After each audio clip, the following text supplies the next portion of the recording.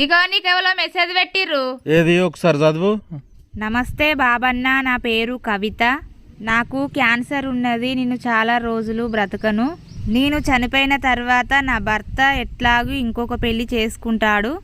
వాళ్ళు పెళ్లి చేసుకున్న తర్వాత సుఖ సంతోషాలతో ఉంటే నా ఆత్మకు శాంతి ఉండదు. వాళ్ళు సుఖ సంతోషాలతో ఉండకూడదు అంటే నాకు ఒక సలహా ఇవ్వండి. నేను చెప్పినట్టు నువ్వు రిప్లై ఇయ్యి.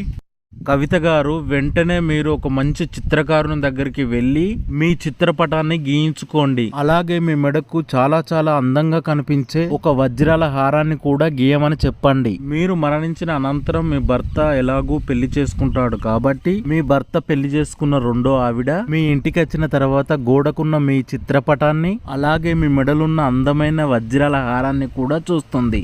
బంగారం అంటే ఆడవారికి ఎక్కువ ఇష్టం కాబట్టి మీ చిత్రపటంలో కనిపించిన అందమైన